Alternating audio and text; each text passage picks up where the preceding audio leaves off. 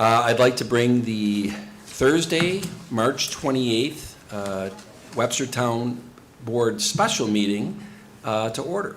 The Pledge of Allegiance. I pledge allegiance to the flag of the United States of America and to the republic for which it stands, one nation, under God, indivisible, with liberty and justice for all. Dolly, can you do roll call, please? Supervisor Flaherty. Here. Councilman Cahill. Here. Councilwoman Nguyen. Here. Councilwoman Wright. Here. Attorney Taylor. Here. All right. Before we enter into the public hearing tonight, I just wanted to let everybody know we have several people who are here tonight in person in attendance at this board meeting. But for the people watching live at home via Facebook or our website, YouTube, whatever, you are going to notice a very different look, whether you're watching live at home or if you're watching this on tape in the subsequent days and weeks. Is that correct, Dan? Yes. Okay, because live issue now with Facebook, so just, we are recording, so just continue. Okay. We've discussed at several board meetings and workshops over the last few months that we have been demoing what is called a Mevo camera system. Bridget Harvey, our Director of Communications, has been working with an outside firm, and Mr. Agnew is here from that firm. And we've demoed it and looked at the demo offline, and we said, you know, we think we got this thing tweaked where it looks pretty darn good. It's a product that we're pretty proud of, and so we figured, you know what? Enough of the demos. We're going to go pseudo live with it tonight. So whether you're watching live or if you're watching this on tape in the subsequent days, I think you'll notice a different look to the meeting, and hopefully you'll have a different sound to the meeting. And I really hope over the next few days and weeks that we get some feedback from people about what they think about this look and this sound compared to what heretofore they had on that audio and video. Okay, with that being said, our first item tonight is a public hearing, and this public hearing is to waive the residency requirement for the town engineer position. Now, each speaker will be allowed up to 5 minutes if they take the podium. I will let everybody know that as of now, nobody has signed in to take the podium. Before I put the gavel down and we start the public hearing, I would like for Brayton Connard, our head of human resources, to somewhat explain why we're having this public hearing and potentially subsequent resolution that spawns off of it. Mr. Supervisor, within town government, some positions require residency under state law, but many do not. And so there is an inconsistency between certain department heads are required to be residents and others are not, and that is based on whether they are considered a public officer.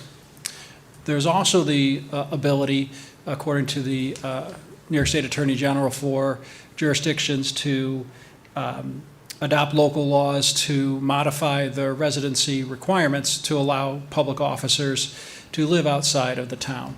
For instance, there is more than one of those effect in the town code currently. And so we are requesting an extension of a current residency waiver for the position of town engineer. The town board adopted a residency waiver, a temporary residency waiver about 3 years ago, because the candidate that we hired did not live in the town but was intending to move back to the town.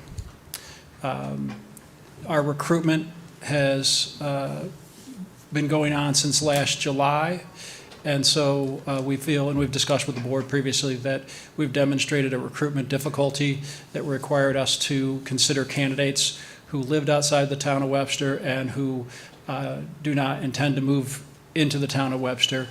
Of course, they may change their mind in the future, you know, when they become even more familiar with how fantastic a town it is. But as of currently, they're not intending to do that. And so that's why the search committee and I approached the town board and requested that the residency be waived. That requires a public hearing, which is tonight, and a vote of the town board. An excellent explanation of that before we put the gavel down, and if anybody decides they want to take the podium on this. So, with that being said, I'm going to open the public hearing. Now, nobody had signed in to speak. Is any of the attendees tonight, would they like to comment about the residency requirement of the town engineer position? Sure, why not? Sir, take the podium.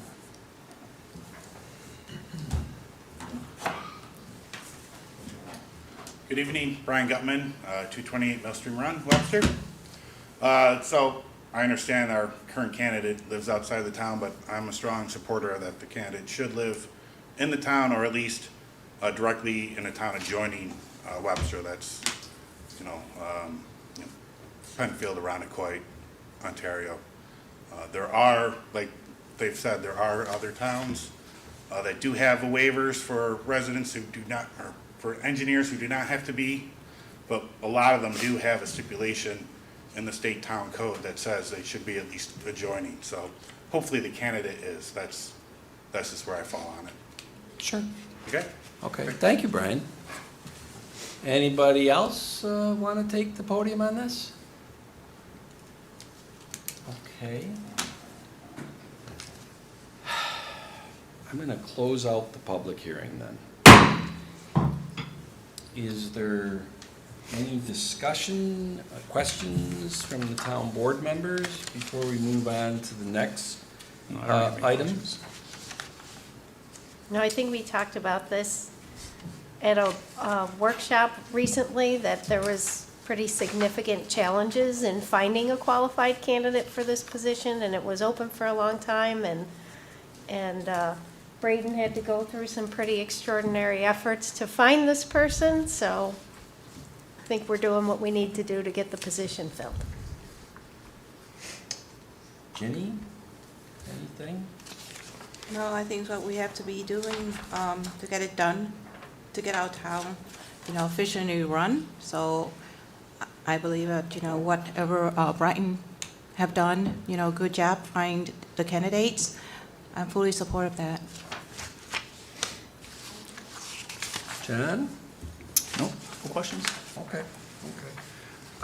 Well, then I'd like to make a motion to enact a local law to waive the residency requirement for the position of town engineer in Webster. A second? Supervisor Flaherty? Aye? Councilwoman Wright? Aye. Councilman Cahill? Aye. Councilwoman Wynn? Aye.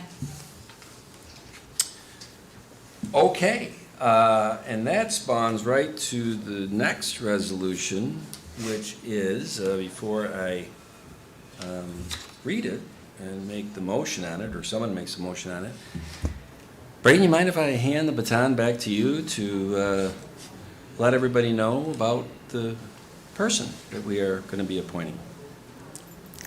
Yes, it's my pleasure to have provided the resume for our candidate for town engineer. His name is Keith Mortimer, and he is a New York State licensed professional engineer with over 30 years of experience in the local area in a broad in a broad category of functions. He started his career in traffic engineering, but and working for several local civil engineering consulting firms, and has worked as a senior project manager for Highland Hospital, and more recently works as a manager of construction and real estate development for another local firm. Mr. Mortimer was very impressive during his interviews. We also, to make sure that It was a good fit. We connected him with our prior town engineer so that they could compare notes for an honest assessment of what it's like to work for the town of Webster. And he also attended facility tours of the highway department and the sewer department so that he could get a good sense of what our ongoing projects and such are.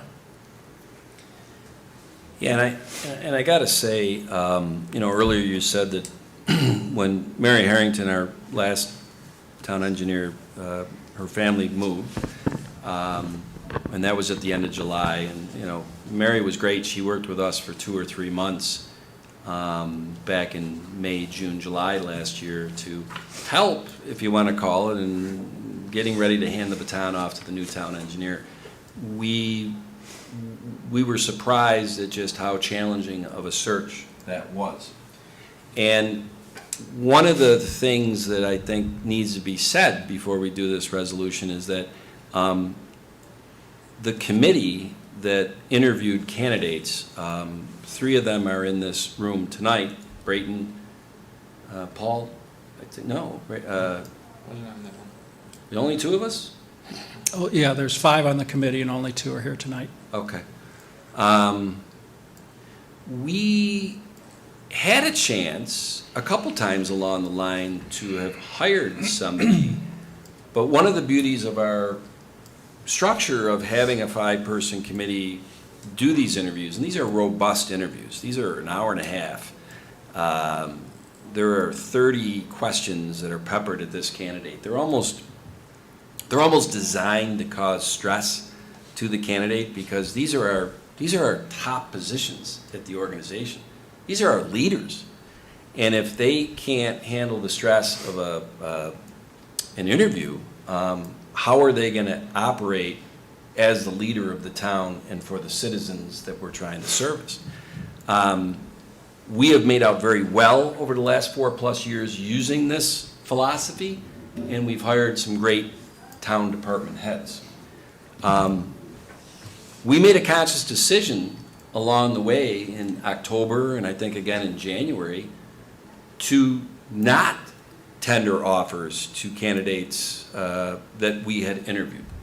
And that was a 5-person, really combined agreement. We just didn't want to hire somebody that we didn't feel was going to do an excellent job. And that's tough because when we don't have a town engineer, there's work that needs to be done. And it falls on people like Pat Stevens, our highway superintendent. It falls on people like Josh Artuzo. And it gets outsourced to MRB. So it's very easy for an organization to make a feel-good hire because, we got to get somebody in the seat because we got to have work to do.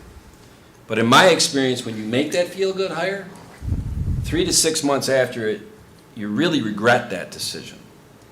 Now, with that being said, when Mr. Mortimer came in for his interview, and I know I had blocked off up to 90 minutes for it, that interview went on for 2.5 hours. Correct.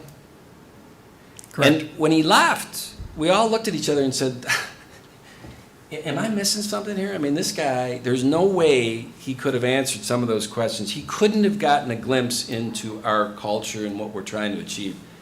I was just so impressed by it.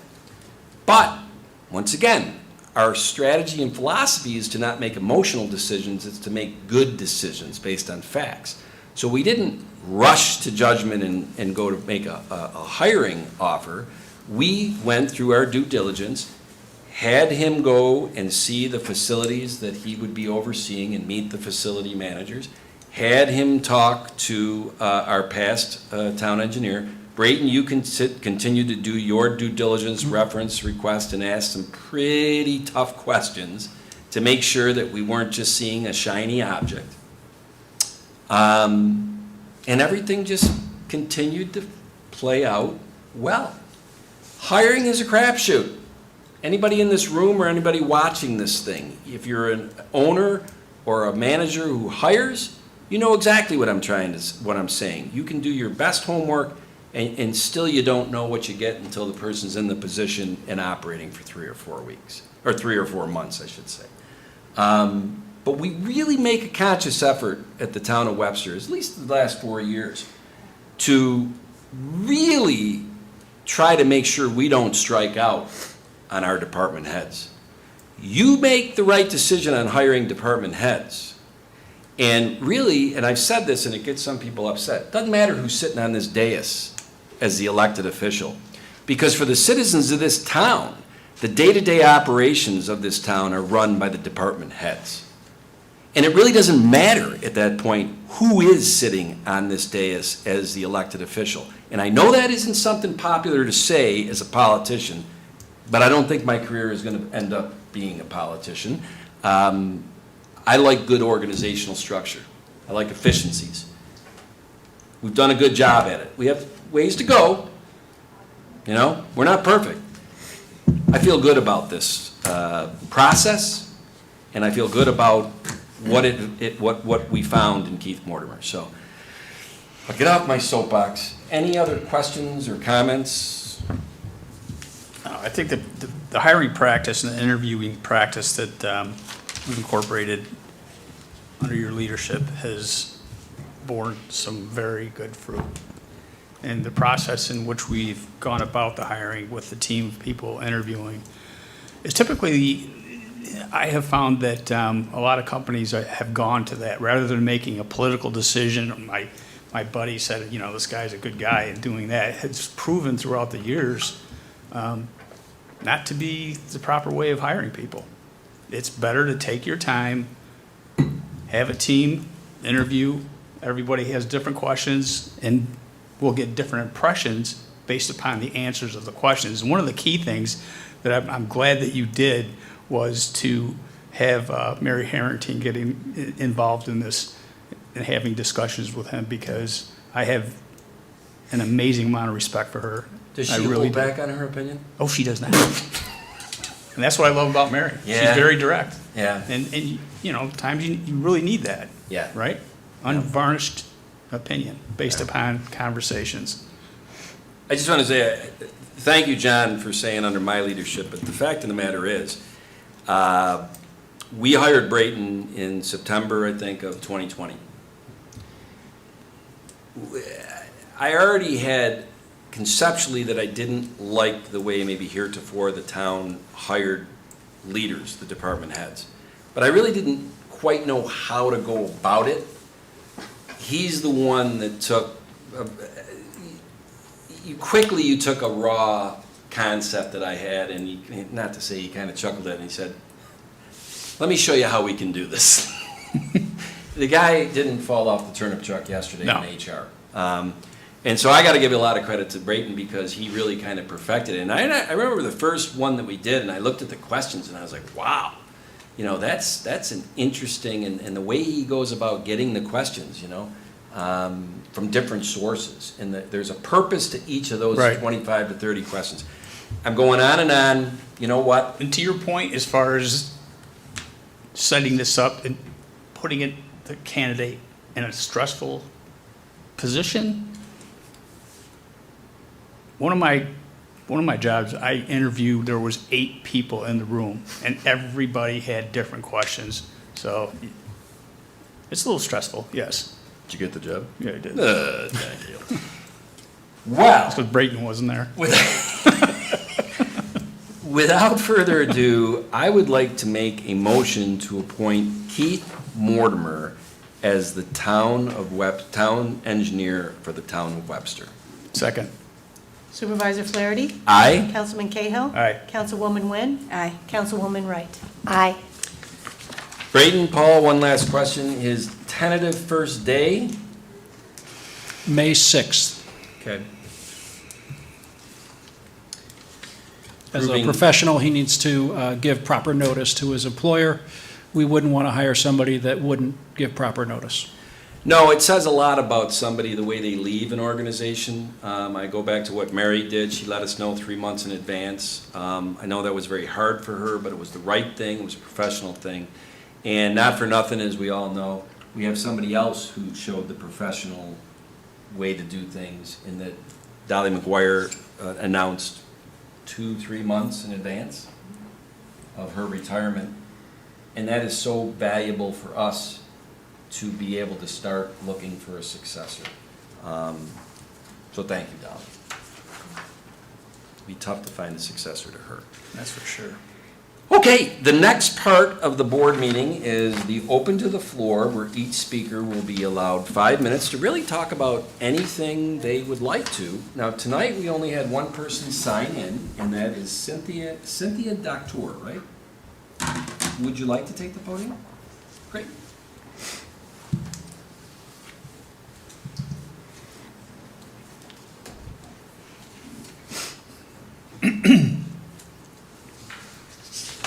Good evening. Excuse me, I'm hoarse tonight.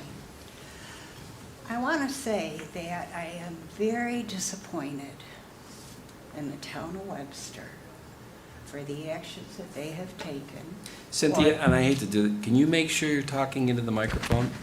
Is it that sensitive? Yes. I'm here. Oh, that's We can hear you great. now. I can hear Is you that now. it? Okay, I can do that. Can you also state your address for the record? Sure. My name is Cynthia Doctor.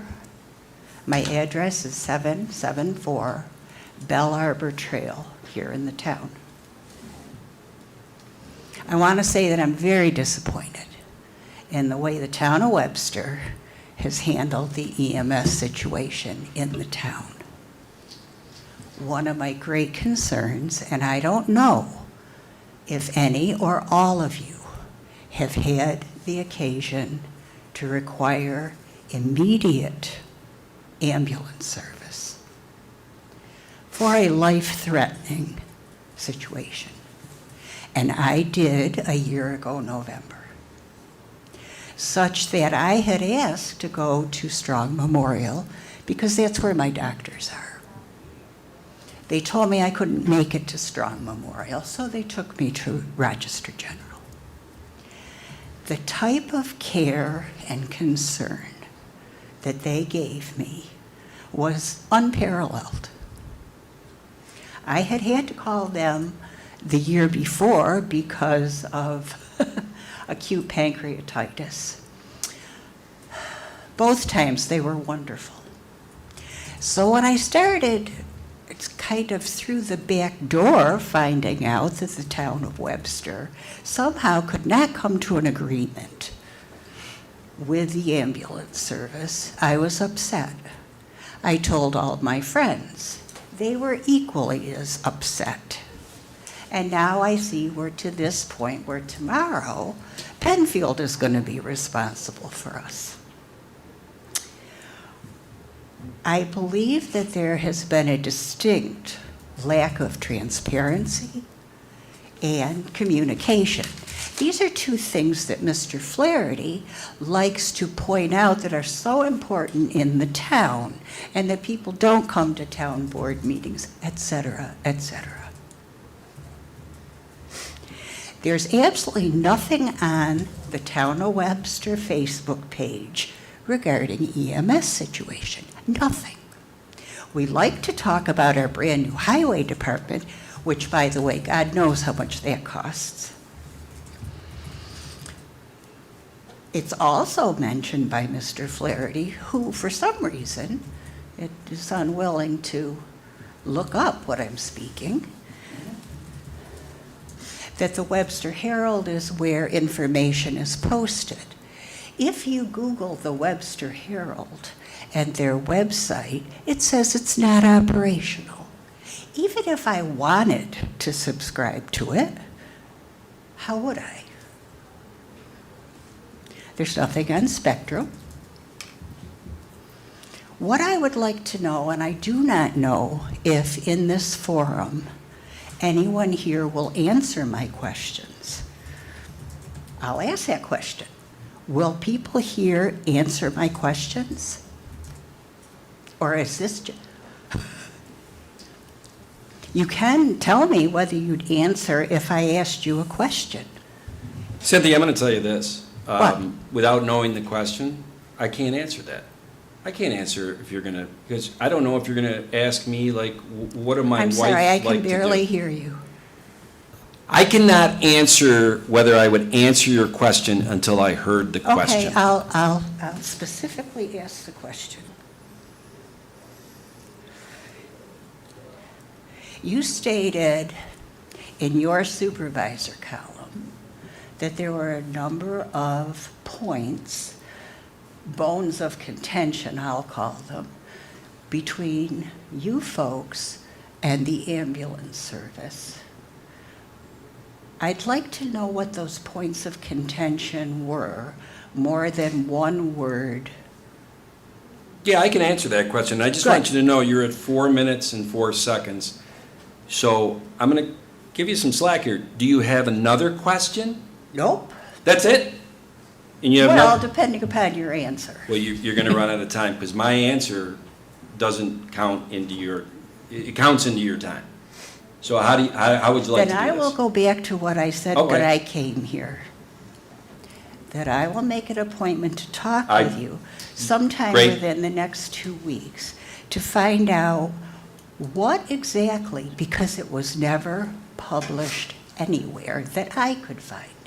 So, how, as a resident of this town, can I make a decision whether or not you folks were in the wrong or the ambulance company was? Okay, I'll tell you. and we're now at 5 That the ambulance minutes. company happily answered my questions. Okay, so I want to ask one question of you. Is this my time or yours? Well, you don't have to answer this question. You Okay. said that the Webster Herald, you couldn't get a hold of it if you even wanted to, okay? But you said in your supervisor corner column. How did you see my supervisor's corner column? Because somewhere, someone said we were losing our ambulance service. Okay, okay. That's all I needed And to I know. went to the Town of Webster website to find very little useful information. Okay. Thank you. I think that, Do you want to answer the question? well. Because with- you're the with- EMS liaison. Well, with respect to, notifying and also publicizing, I think you're up to 15 or 16 articles, 15. 15 articles that, okay, I Yeah. saw that because each one announces which right. I read. Yeah. It still doesn't answer the question. What was? Well, I believe that one of your articles most certainly did identify a couple of the significant differences. By the way, nobody can hear you now that you're off the podium, so it doesn't. Right. So Cynthia, I understand the minute you walked in the door when I said hi to you, there's nothing I can say that is going to make you happy or whatever. I call it, Pat Stevens, our highway superintendent, says, you hate my face, and that's fine, but I'm just trying to be straight with you. If you speak from the crowd, that's not how this works. You speak from the podium, you had your 5 minutes, and now we're going to answer your question, and it's a good question. Well, that's great, all right? Did I understand you to say that you were going to make an appointment with a supervisor? Yep. To speak to him individually? That's great, because I also understand that, maybe I misunderstood that. I could be as patronizing as you was. No, I'm not trying to be patronizing, I'm just trying to be factual here, that I think it's a great idea for you to sit down with a supervisor, and also because of the fact that, if I understood you correctly, that you have already met with the EMS, correct? I have talked. That's great, so now you're gonna get both sides. Thank you very much for doing that, appreciate it. Okay. So, I think the 15 articles over the last 2 years, and the reason why I always reference how many there are is for things just like this. That when somebody comes and says, you've not been transparent, you haven't told us why, I feel pretty confident that we have been unbelievably transparent. And I think, and it's funny, she's shaking her head like this, you haven't been, and Brian Gutman's back there like, holy cow, is there anything more we could have said, Brian, except for going to people's doors and knocking on them? I mean, you guys published links. I'm a town resident. Like Yep. town resident. So, I would also point out the fact that we have had numerous discussions in these board meetings specifically regarding EMS yes, and those meetings are on our website. Okay. so I just want to say this, because I think Cynthia deserves, No, the actual Cynthia's not videos are figuring on out there. that the podium is where the people in the crowd talk, and this dais is where we talk. So I'm going to answer the question, okay? Yep. And she doesn't want one-word answers, so you get ready. Oh, You better boy. time me on this one. I'll try to do it in 5 minutes or less, just like the time that you were given on the podium. In November of 2021, the town board did a resolution to what I call trump the West Webster Fire District awarding the ambulance, the EMS authorities they had to Penfield Volunteer Ambulance, who Glenn Becker is in the room tonight from them. We did that because we thought, well, as a town board, we think differently than the West Webster Fire District leadership and the Northeast Joint Fire District leadership. Their metes and bounds of their district is what they need to think about pragmatically. We're the town board. We need to think of the full 35 square miles that encompass both of those districts. So we made a conscious decision that what was best for the town was not to split it in half and have Penfield Volunteer Ambulance making the calls on the west side of Hard Road and Nequal's Northeast Quadrant Advanced Life Support under a contract with the town's municipal authorities, WEMS, Webster Emergency Medical Services. That would not have been a good play. We made that decision, and I gotta say, much to the chagrin of the West Webster Fire District leadership. So, I gotta tell you something, Mrs. Doctor, if you're looking for more people that are in the Tom Flaherty Hate Club, you should go down there. I hope that they maybe are not thinking that way, but they did not like me at that time, nor this board. That was the right decision. Now, when we made that decision, we stood on this podium that night in November of 21 and said, I want to make this very clear. This is not us handing Nequals the whole town, and that's that. We are going to amend the current contract because the current contract between WEMS, our municipal authority, certificate of need, which we're the only town in Monroe County that has one. We just had a major change to that contract because Nequals now has all of West Webster. So we have to make changes to that contract. And Nequal's leadership, all the way along with John Cahill, our EMS liaison, and myself, from June to November of 21, said, of course we would make changes, of course we'll make changes.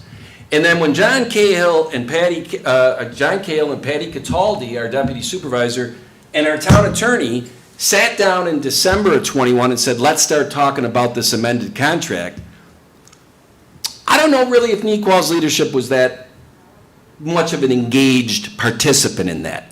They had gotten us to award them the whole town without doing an amended contract. Now, we looked at this and said, okay, well, that was a risk we took, all right, on good faith, but it kind of got really trumped in about April of 2022 because we were under the assumption that if we gave Nequals all of West Webster, that we had figured out the math, John, and it was about a net $250,000 to Nequals annually from us giving them that section of town. And that was theoretically going to take care of any financial problems they had. Well, the New Year's Day of 2022 celebration ended very quickly because by April, Nequals had applied to the town for $450,000 of our ARPA money.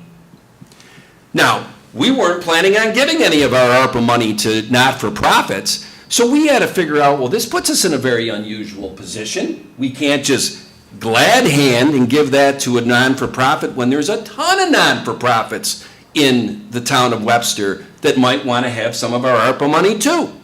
So we set up a situation where you can apply for our ARPA money, and I think 14 different, is that right, Paul? 14, Tom. 14 applied for our ARPA money, and on July 7th, right? On July 7th, we awarded Nequals, on July 7th, 2022, $205,000 of our Nequals money. I'm sorry, of our ARPA money. Here we were, taking pictures on July 7th at the board meeting. They got $205,000. Now remember, 6 months earlier, we had just awarded them the whole town, which was supposed to pick them up $250,000 annually for having the whole town. But you can't make this stuff up, Cynthia. 3 weeks later, on July 28, 2022, the NEQAL's leadership came up to that podium and said, we need $800,000 in a tax district, an EMS tax district, and we need it by January 1st, 2023. That made this town board step back and say, wait a minute. Hear me out. You asked for the answer, all right? Okay. We said we can't just cut $800,000 checks without figuring out a change to the contract and understanding how your business operates currently, so we're not just handing taxpayer money over to a private company that is not managing that money to the best interest of the taxpayers. And so that led, John, to a elongated 17-month due diligence process. And here is the money answer. Somewhat overly simplified. During that 17 months, from August of 2022 until NEQAL's leadership in December of 2023 decided, we're going to give you a 90-day notice, town. We don't want to be your outsourced ambulance company anymore. All right? They did that on December 29, 2023. One thing that was consistent, and I kept saying it at this podium, writing in articles, they wanted the money, and they didn't want any changes to the contract. They didn't want any changes to their current organizational structure and how they operated, which they operate with a fly car with a paramedic and a transport ambulance with an EMT, and they meet at the site. 17 EMS agencies in Monroe County, and they're the only one that uses that as their core model. And they also, sure it does. And so they also have leased staffing. They take their staff, their EMTs, their paramedics, basically, Yep. and they're a private company. God bless them. They went out and got revenue from Williamson, New York. That's not Webster. They went out and got revenue from Richmond, New York. That's Honeoye Falls, south of It's there, like an hour away. And basically, they reported in their QuickBooks, Paul, that they were making money on these contracts, right? They did. Because they said, we want this money from the town of Webster because it really is to subsidize our paramedics' pay and our EMT pay. The problem is, when you looked at the details of their paramedics and their EMTs and who they had on staff and how many hours and how many were being dedicated to these contracts, I don't think there is any way you could describe this that we would have Webster taxpayers subsidizing contracts in Richmond and in Williamson. Well, as part of the due diligence process, we showed that that was happening. Right. So, our point was very simple. We're not adverse to giving money. We're not adverse to the town board and the town coffers, either general fund discretionary or setting up a tax district for EMS, which might happen in the future. Right. We're not adverse to giving money. What we're adverse to is throwing good money after bad. Because that is not why you elected us. Our biggest job as a town board member, in my opinion, is the fiduciary responsibility of your tax dollars. And we wouldn't be doing our job. It's a dereliction of duty if we basically just kowtowed and handed $800,000 because, you're not gonna like it, Cynthia, because, they save lives and do this and that. You asked a question up there, has anybody ever had to take an ambulance because they had have their life saved? You're looking at one of them, right here. Guess what? Then we are aligned, aren't we? But you know what? Well, if we both got our life saved by ambulance, we're aligned at least on that. Now, as time went on, it became very apparent. It's one of my favorite sayings. Don't listen to what people say, watch what they do. They kept saying to John and me and Paul and Charlie and whatever, yeah, we'll make changes to the contract, this and that. But their formal, in writing proposals to us was, give us 45 grand a month, we're the best, 60. no changes. I thought it was 60. It was May of 2023, They did a resolution and okay. presented it to this town board, 45 grand a month, no changes. And then, that was a resolution in May of '23. And then the other written thing was essentially from their attorney in November of '23 that said, you give us $210,000 by December 8th, or we're going to file with the state that we're going out of business. Those are the only two formal things in writing we ever got from them.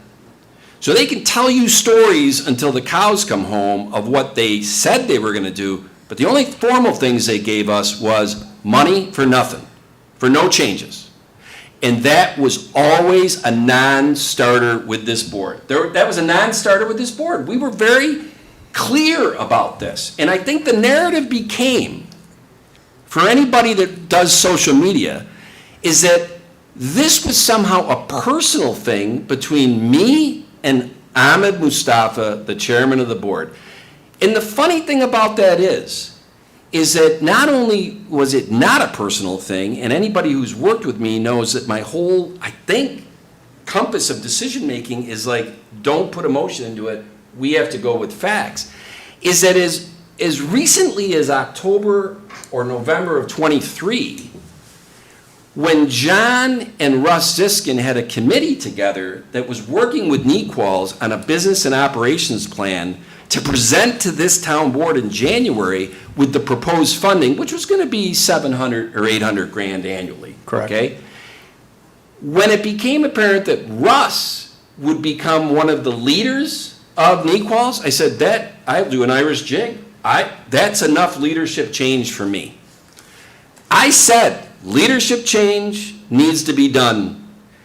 Organizational structure needs to be done. I already told you why. Lease staffing and the fly car model that all you got to do is look at the data and see how it is not the right model for a 35 square mile town with 4,500 ambulance calls a year that have payer mix that are configured of a socioeconomic makeup of this town. It is not the model you do here, and if you research it, it is a rural area model. We are not a rural town. 45,000 people in 35 square miles. It's not the model. But Nequals stood their ground. God bless them. We're not changing. You can't tell us to change our leadership. You can't tell us to change our organizational and operational structure. And that's what they stood on. And we tried to be very, look, we're not adverse to giving you money, but those things have to change. They never did. I got to be honest with you. I did not expect that December 29th, that the Nequals leadership would take the posture of setting up a quick press conference and calling the press in and saying, hey, we quit, we're done. 90-day notice, which the contract has, and they executed it. And here we are 90 days later. And with that being said, whether it is to Mrs. Docteur's liking or not, how I answered that question, it was well over 5 minutes, wasn't it, Kyle? 13 minutes. We can have more conversation than this when you call Kim Doyle, and I'm sending you an email right now to set up a meeting one-on-one. Now, with that being said, does anybody on the town board have any questions or comments about the resolution that one of you will have to make a motion if we want to move forward with this, about outsourcing our EMS in the Northeast Joint Fire District to Penfield Volunteer Ambulance as of 6 a.m. tomorrow morning, because that is the formal end of the 90-day notice of Northeast Quadrant Advanced Life Support. Is there any? I think you did a fantastic job. The question I have for you is this, one question, because every time I hear you answer the question, you did the same thing at our Republican committee meeting, is how do you remember those dates? It's a sickness, to be honest with you, Really? John. I mean, honestly, It's impressive, though. It's- You know, I wish, no you notes know- in front of you, just rattle them off. I don't know how else. Yes, Brian. Can I really wasn't gonna speak, but can I speak? Yeah, I will say the open to the floor is still open. We haven't, you know what, we haven't gone to this resolution, so go ahead, Brian, you get a 2 for it tonight. You get the town engineer, public hearing, and you also get the, Open to the open to the public for anything. Yes, good evening again. So it's unfortunate she did leave, because I did want to say, you know, I have never come to town board meetings until this whole ambulance situation occurred. You know, you guys moved a location to the high school because there were so many of us, and yes, you were not popular for giving it to WEMS instead of Penfield with Webster back in the day, but it is what it is, and you know, I think WEMS showed their true colors, and you know, my last 7 years at Xerox back in the day when I worked at Xerox was with the ambulance there, and that is where their you know, NEQOL started from, and so I understand that model, and that model definitely works for Xerox back in the day because employees are all working, so it was a volunteer ambulance at Xerox. So a flat car and an ambulance worked, but that you're right, it does not work for the town. And I'm very happy that we are finally going with Penfield. And again, you guys have publicized this enough. We've had so many meetings on this, so many presentations extra that are up on the website. There's a whole section dedicated, so I'm not sure what she missed, and again, it's too bad that she did leave and didn't realize that. Thank you. Thanks, Brian. The only other thing that I would add to this discussion is that this is not a road we originally wanted to go down. We worked very hard putting a business plan together to present to the ECO's board, and it just didn't go the right direction. But we did a lot of work, that committee, and yourself, Tom, and Paul. And it just didn't come to fruition. And it's not something that we were designing to do, to go this route. No. And, you know, this same committee will be working and doing analysis going forward for the long-term contract with Penfield. So it's not like we're not following the same footprint.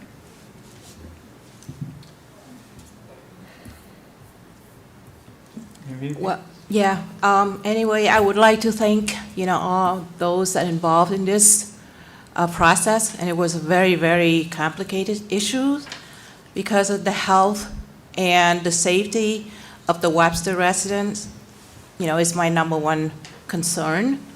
So I'm going to support this resolution. Put in the dollar amount, okay. It's in there, if, you know what I mean, because Yeah, I'm going to make the motion. but it's, yeah, and then it's through December 1st. Where is that dollar? There it is. You see it? Right there. So, well, Tom and John are sorting that out. I'm the newest member of the board, so late to the party, but have certainly been following the EMS situation in the town, and I was at the meeting in June. It's an unfortunate situation, and it's very complicated, like Ginny said. It's extraordinarily complicated, and there were differences of opinions, there are requirements from the state, there's just a lot that go into these decisions. The one question I had, which Paul helped to answer for me, was the funding for the Penfield ambulance. So inside the town budget, there's $50,000 for augmenting the ambulance service or EMS service in Webster. The amount that is required to stand up Penfield Volunteer Ambulance is a little bit more, $128,000. I don't have the exact number. 956, 956. 25. And so those were my questions, was where was that money going to come from? And there's there are funds in the general fund to make up the difference. And as the town was going through this process, Penfield Volunteer Ambulance, in good faith, did take actions and incur cost to make sure that while this transition was happening in the west side of Webster and preparing for supporting the east side of Webster, made investments in the business to ensure that when this day comes, what is it, the 29th or 30, what day is? I think it's the end of today. The end of today, because it was the 29th. So at the end of today, tomorrow, we can guarantee that anybody, as Tom would say, in the 35 square miles of Webster, is going to have the critical care and emergency support that they need. So, and the other piece of this is, that was important to me because this was unfolding fairly quickly, is, well, if there was $50,000 in the budget, how is that going to be budgeted for in the future? And for that, as soon as this resolution is made, it's good till the end of this year, and then there will be discussions in the budgeting process for next year's budget. So we'll make sure it's comprehended and provides good coverage at an affordable cost for the town of Webster. And so for those reasons, I think it's extraordinarily important to support this, because right now, there would be no other option after today. Yeah, to your point, when we were given the notification from NECALS, we immediately started meeting with Penfield. And Penfield has been ramping up significantly since we first started working with them, knowing that this day was coming quickly. I believe to date they've hired about at least 11 NECALS employees, paramedics and EMTs, and have been ramping them up, getting them onboarded. They've spent significant money on equipment. One of the ambulances that were going to retire, they're not retiring, so they had to equip that. So they've expended quite a bit of money, and that's to the benefit of the town of Webster. And Glenn, thank you and your team for all your cooperation. And, especially, it comes down to also people, right? There's a lot of young people that were going to be out of a job.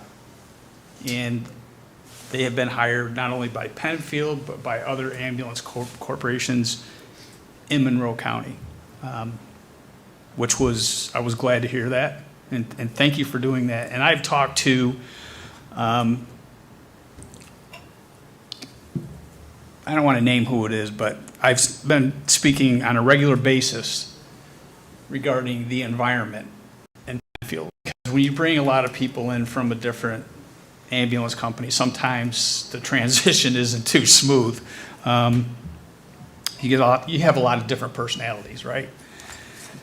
And I have heard nothing but positive things from this gentleman, who I trust and respect, about the transition from NECALS and how welcoming that Penfield has been. So I want to mention that, and also thank you for that. And I will say that I really thought that by January of '24, based on the work that John was doing on this committee with Russ Siskin and some NEQALS board members, Right. and leadership day to day, that we were going to have them come in and present the business plan, the operations changes, whatever, and then the proposed funding that they would need from the town. And we were getting a glimpse of that as early as probably mid-November, Paul, early December, that it was going to be $700,000. Oh, yes. At easily. least. Yeah, and I want to say $700,000 for the year of 2024 to just make ends meet. This was before we would have had to figure out what monies to help them with to update their fleet of transport ambulances. Their fleet of transport ambulances is old. The gurneys that come out of the back with the patient are manual, and, I'll say a guy my size, Brian, I won't pick on you, if, you could easily tip me over. The modern ambulances have hydraulic gurneys so that the volunteer firefighters, EMTs, and the paramedics and EMTs that work for the ambulance company aren't put in that position of potentially having to hold up somebody manually. The hydraulic gurney, it just makes sense. It's 2024. And that was something this board looked at and said, and I go back to there's a fiduciary responsibility being on this board of the taxpayers. Money. But there's also just the compass of doing the right thing, that when you see that our citizens are potentially being transported to a hospital in a less than desirable aged and accoutramented transport ambulance, I just don't think that's right. That's where the balance of dollars and just doing the right thing, that tips.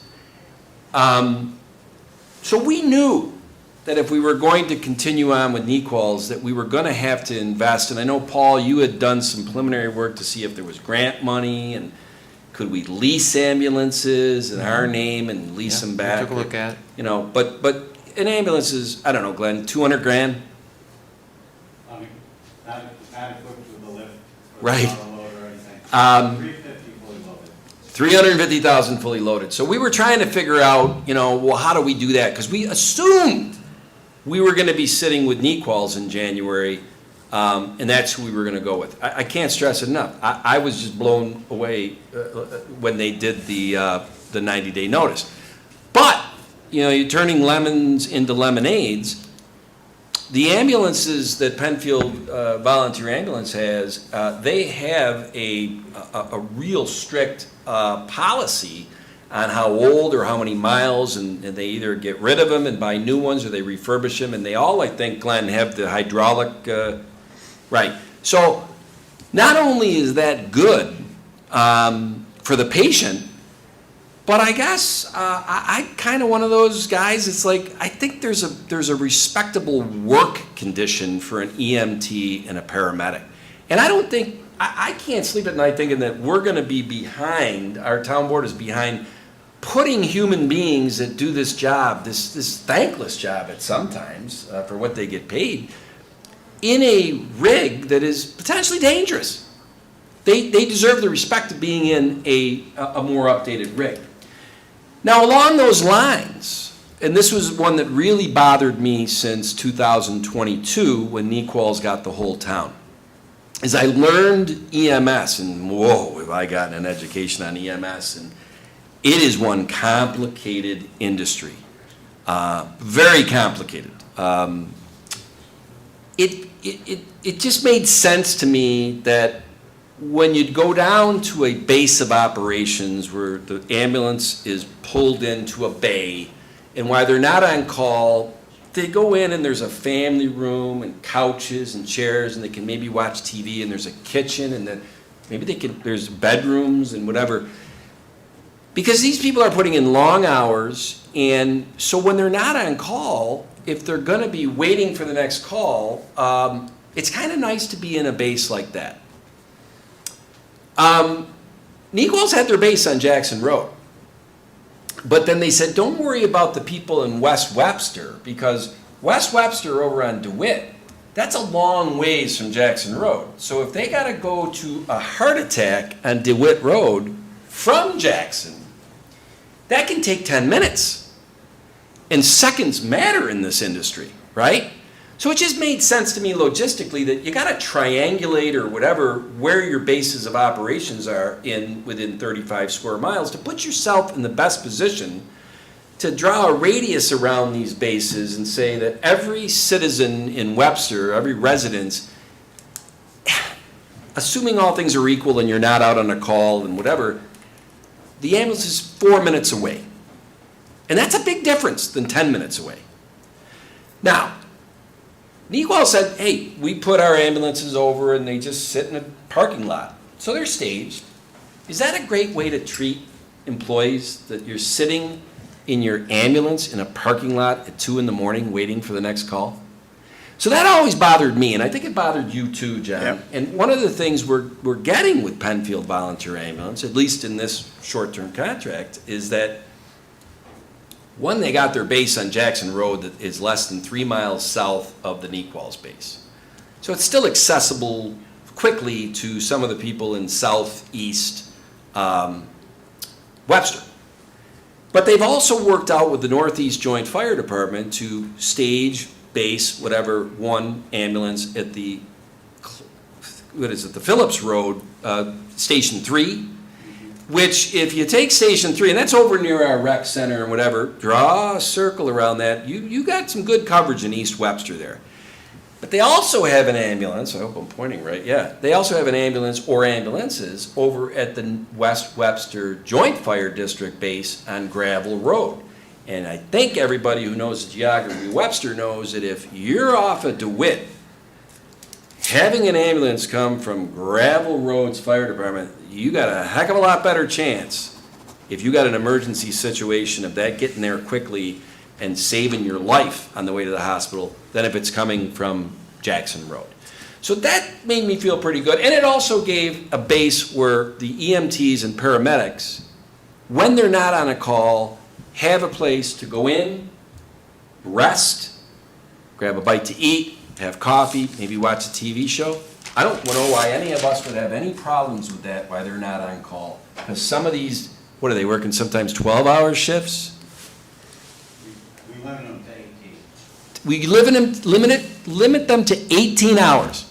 And most of them are 12 hours. 18-hour shifts.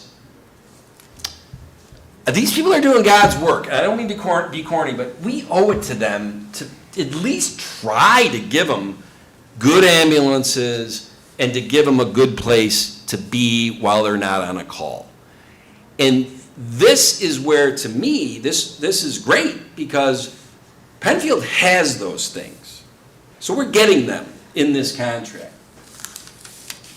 We were ready to do that with Nequals, but it was going to, don't kid yourself, it was going to cost a lot more than $700,000 in 2024 because, John, we didn't have an answer beyond that $700,000 to how do we get their fleet of ambulances up to where they need to be with, all the things that I've said.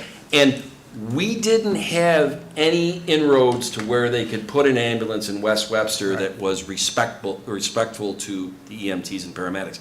We didn't have an answer to that. Well, Nequals, basically given their 90-day notice, opened up the door to us getting the answer on that. And it's right now through Penfield Volunteer Emergency Ambulance. So I know there's a lot of emotion about this. I know that the nice lady who was here today is, she's upset, and there's a lot of people that are upset, and it's an emotional thing. We had to really balance this emotion with just hard facts, logistics, dollars, employee respect, ambulance age and accoutrements. Those are not emotional things. Those are facts. I don't know.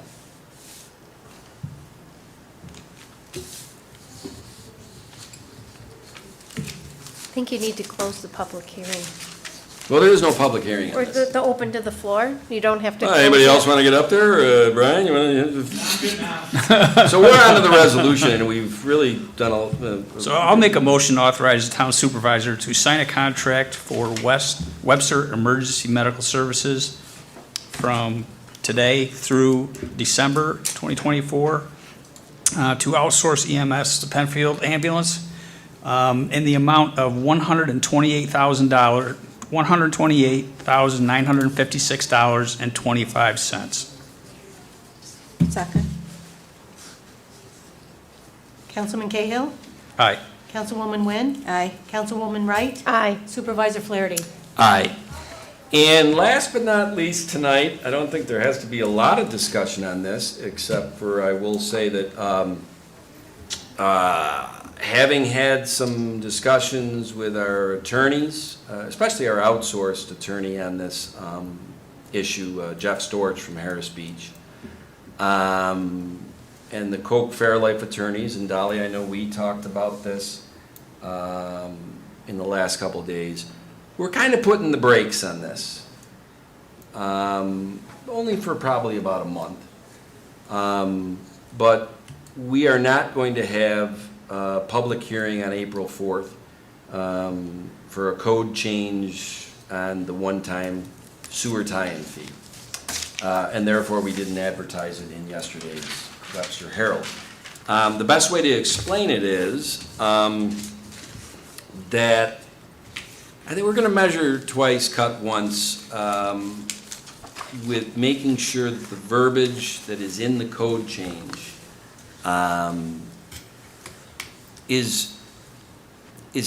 fits the town of Webster today and for the foreseeable future on any other large sewer users that come in town. And so there's just some things that need to be tidied up about the language in that.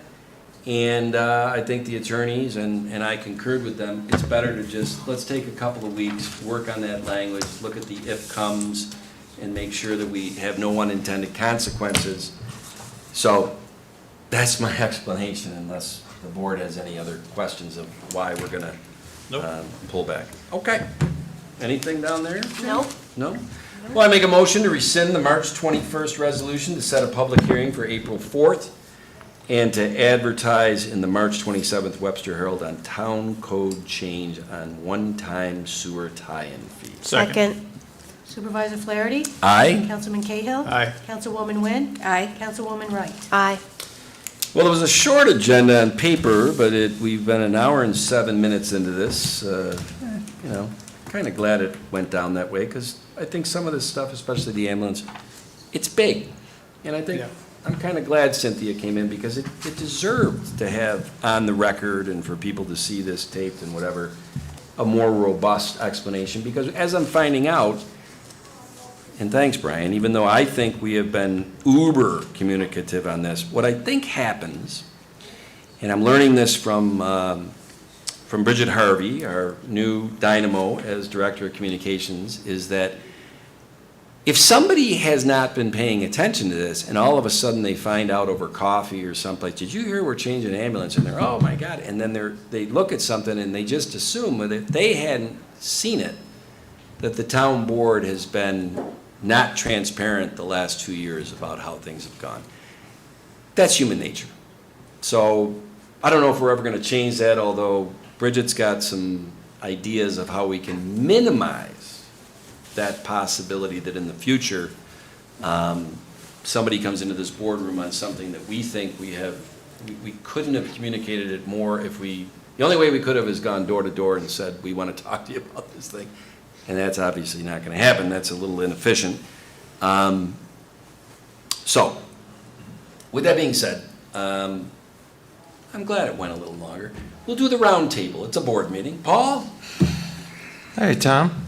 Yeah, I'm very pleased that we now have a short-term solution for our ambulance service. It's been a long process, as you said, 17 months.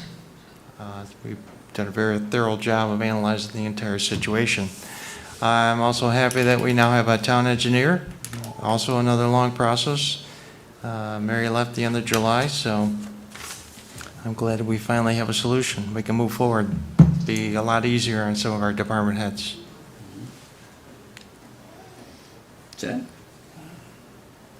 Well, I'm three months into this now, and tonight was a testament to how difficult this position can be.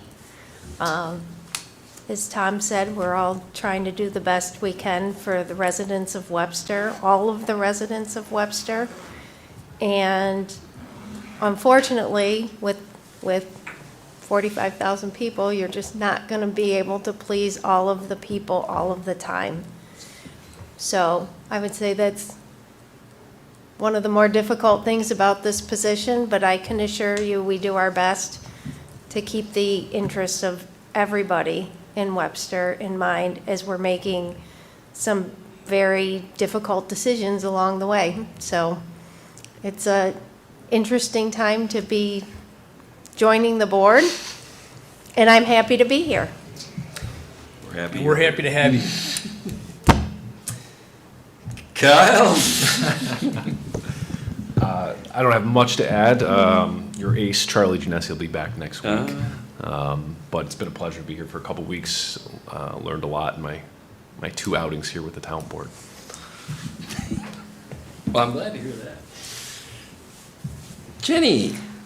Well, again, I'm always, stressing of the Webster Library and the Webster Museum. Please come out and support your town because of you. That's why they exist. And I'm glad that we, been able to have opportunities, and a lot of times have passed, and put out residents, priority, like everyone here. Your safety, your health, your everything is our goal. So, and also too, keep open mind and try to speak, with other people and try to get more information. Just don't listen to one side. And, we're always happy to be here to sit down and talk. Like Mr. Flaherty said, the supervisor, he will glad to sit down and talk with anyone if you have questions. And again, I'm honored to be here. Thank you. Oh, and a happy Easter too.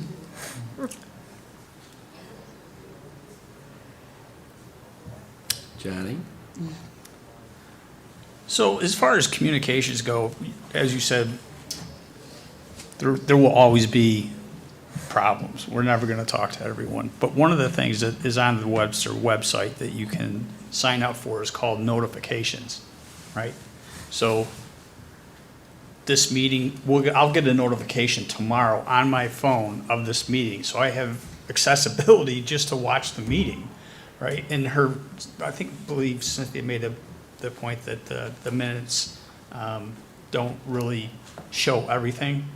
Well, I spent 4 years in a position, and Dolly's minutes are probably the most comprehensive minutes of anyone I've ever seen. So you have 2 options. You can read the minutes online. You can sign up for your notifications, which is a fantastic tool that goes right to your phone.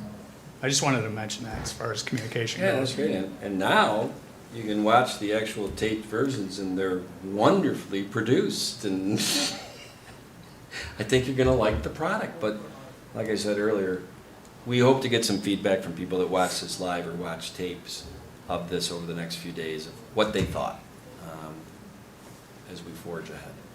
Dolly? Just as the town's tax receiver, I just want to mention a reminder that the third town and county tax installment payment is due Monday, April 1st. Thank you, Dolly. Well, thank you for coming to tonight's special town board meeting. I have a quick question. Sure. Okay. I meant to ask this about a month ago, but you do the round table. And I think I know the answer to the question, but I'll wait. The only person that doesn't say anything in the round when we go around the table is you. John. And I'm thinking, Do you think- I'm thinking Can't wait to that hear you expressed your during the meeting, so you feel it's not really needed at the end of the meeting. That is exactly it, because I'm embarrassed in a lot of ways. I have diarrhea of the mouth, and I understand that. It's great when you're at a bar as an Irishman who gabs a lot. Sometimes it is not so great at the board dais, but and Dolly and I have talked about this before. I would rather err on the side of caution of over-explaining things, because when I watched town board meetings, like for 7 or 8 months, the 7 or 8 months before I became town supervisor, once I knew I had won the election, I was like, I got to go and watch some of these board meetings to just see how does it work. Now, I've been on boards and I know how Robert's rules work, but as you know, John, and every board handles it differently. So I'm like, well, I don't want to recreate the wheel. How does the Webster Town Board work? And the one thing that I picked up from it was sitting at home watching these videos and listening to the audio, there were things that were being done that I'm like, I don't know what just happened. To the layman, I have no idea what just happened. Because there's acronyms, because there's this and that. And I don't think it was intentional by the past administration, because, John, you were on the board, and so was Patty, and you guys certainly are not trying to whatever. But I really thought, you know, when I get on that, when I'm leading these board meetings, I want to make sure that if I see something, I'm like, this, I'm going to take that extra couple of minutes to explain it how the typical citizen, because my wife and I, living here 27 years, I'm like, we're the typical citizen. And I've had people come up to me and told us, and said, I really liked the way you explained that, because prior to your explanation, I was like, I had no idea what the heck you guys were even voting on and what it meant. Now, the problem with that is that where I think it more often than not is paid dividends, it's also like a tree falling in the woods. If we continue to not have people in this boardroom or watch these live or watch the tapes, you poor son of a guns that come every week got to listen to my diarrhea of the mouth. For the person who does clue in for a topic that they see because they got the alert, right? They only get to see me talking once every year, and they're like, oh, that was cool. I can understand when you're sitting here and have to do it every week, it's like, oh my God, put me out of my misery. So, Well, when the question, you got me when to the talk question about about the the EMS came up, I knew there was no way you were going to keep it to 5 minutes. I knew it. But to your credit, it was very educational for someone that doesn't really know the background of what has evolved over the last almost 2 years, right? The best part about that is, and unfortunately this new production would never show it because everything's pointed at the dais, is that there was a point in my explanation, quote, answering Cynthia's question, where I said, I think I don't know how we could have communicated this more. And it was kind of interesting for me to see her go like this, but right up behind her was Brian Goodman, is like agreeing with me that, yeah, you've communicated this thing. Well, that gets back you know. to not pleasing all of the people all of the time.